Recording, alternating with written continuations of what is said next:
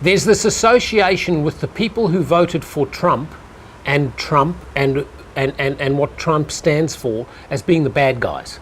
And on the other side of the equation are the smart guys.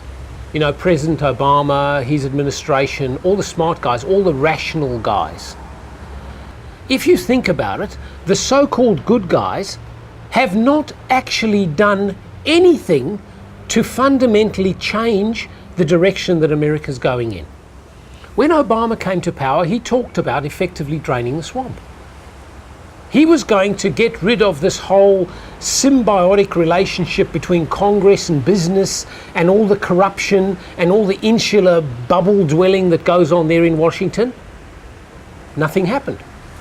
The Fed still has interest rates basically at zero, is still handing out money to all the bigwigs, believing in a trickle-down philosophy that never comes, is still gutting America by engaging in monetary policy that encourages speculation and penalizes hard work.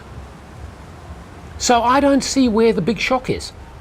And I think that my fundamental criticism would be for all the young people who are so shocked about what's happened and Trump's in power and they're all horrified. My question to them is, where were you when the prior administration, or the current one, should I say, the Obama administration, was trampling on human freedoms, was spying on everyone, was droning people all over the bloody world, was engaged in wars all over the place? Where were you? There's a huge hypocrisy for the Democratic Party to have gone into this election knowing that there was a real undercurrent of resentment that was not fixed as a result of the GFC, as a result of actually the last 40 years which culminated in the GFC, stagnating wages.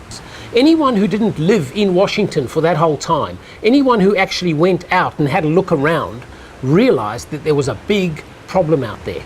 The Democratic Party nominate a candidate who basically stands up and baldly says, I am your choice. I am the one you must go for. You mustn't go for this quack over here called Donald Trump, because I am stability. I am the status quo. Everything's actually good. Never mind that you don't think it's good. It's actually good. Trust me. How could they think they were going to win an election like this? It was clear. People would have voted for an orangutan had the orangutan promised change. Yeah, okay. We've got automation now, and automation is going to mean the loss of a lot of jobs. People talk about how technology is going to replace and find new jobs. It will. But for every new job it finds, it's got rid of 30 or 40. You think about Google and Facebook and, you know, these pan-global organizations that have got tentacles all over the world and do more advertising and more kind of social networking and everything than you could have possibly imagined 20 or 30 years ago, right? Now you have two geeks sitting there managing some sort of computer interface, and they can basically replace what 500,000 people did not very long ago. So technology is actually replacing lots and lots and lots of people with few people, even though it's doing new things. So the notion that technology is going to create more jobs or equal number of jobs than it's replacing, I think is fanciful. It's not going to happen, right? And you're going into this world where real hard work is being valued less and less and less. And it's because of our financial system. Our financial system is skewed in such a way that speculation and gambling is smarter than working hard and doing useful things. What you get paid for is doing high frequency trading on a computer or lobbying a politician to actually skew the laws in your direction so that you can shuffle a bit more money than the guy next to you, so that you can rent seek and you can curry favor. So this has been going on for a long time now.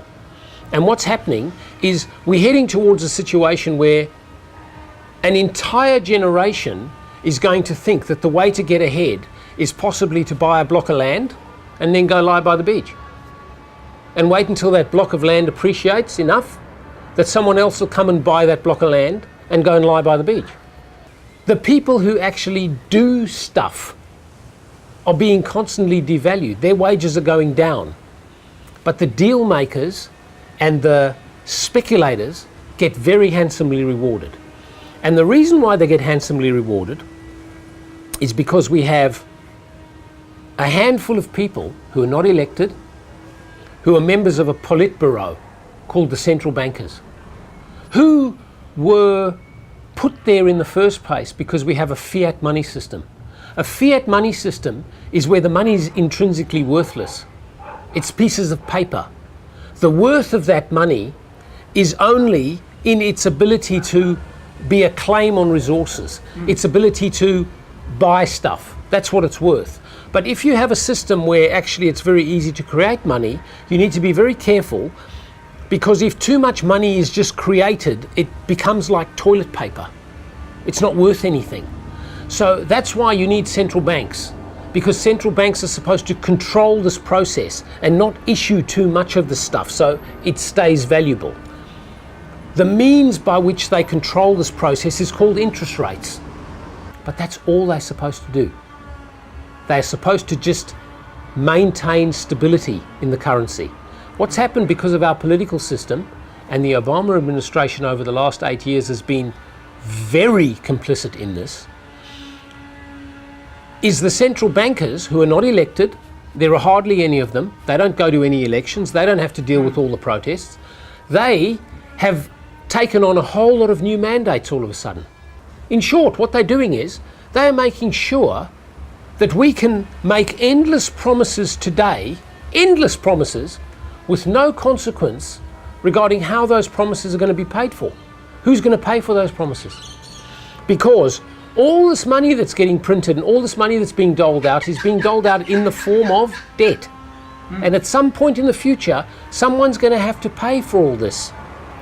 What's happening now is that corruption of the system has meant that because there's so much debt, the price of money has been brought down so low to keep the whole thing going that you need to realize that the carry cost of any gamble has fallen to next to nothing. In other words, if you are a big time speculator and you want to borrow money to gamble with it, the cost of waiting for your gamble to come good is very, very low. So you can gamble infinitely and wait forever for the result. There's no opportunity cost in waiting for your bet to come in because the interest rate is so low. But if you've got a real business, or if you're a real person out there who's working really hard and you want to borrow money and you want to run a cafe, or you want to actually do something constructive and not gamble, you don't get the same interest rate. Your interest rate is high, which means your opportunity cost is high, which means if your business doesn't start making money pronto, you're going to go out of business. So you've got all these people who do real things who have to pay a high carry cost, and all these other people in Wall Street who gamble and speculate with a very low carry cost. Who do you think is going to win? The gamblers and the speculators are going to win. Now we have had, since the GFC, we had an administration come into power with the biggest crisis since the Great Depression, which they basically wasted. They could have transformed the financial system to make it so that gambling no longer paid, hard work did. And it didn't have to happen overnight. It could have taken 8 years to bring in change, to make it so that banks and speculators had skin in the game, to make it so that they couldn't gamble with other people's money. They didn't. Instead, they chose to preserve the status quo. That was their conscious decision. Preserve the status quo. It's better to do that than to risk changing anything. That is the same message that the Clinton campaign ran on. Preserve the status quo because it's the safe option and it's better than trying to change anything. Trump came along and said, fuck the status quo, and everyone voted for him. Because the status quo can't work. And some point, someone has to do something about it. And I say to all the youngsters who are out there protesting, thank you very much. I like that idea. I like the idea of protesting. But where the bloody hell were you for the last 8 years? Where were you when Snowden was around? When WikiLeaks was around? Where were you when all the spying and all the droning and all the warring and all the killing was? Was it okay because it was the good guys who were doing it? And now all of a sudden, the bad guys are in power and they've inherited all the powers that the good guys gave themselves, and now there's a problem, is there? It doesn't work like that.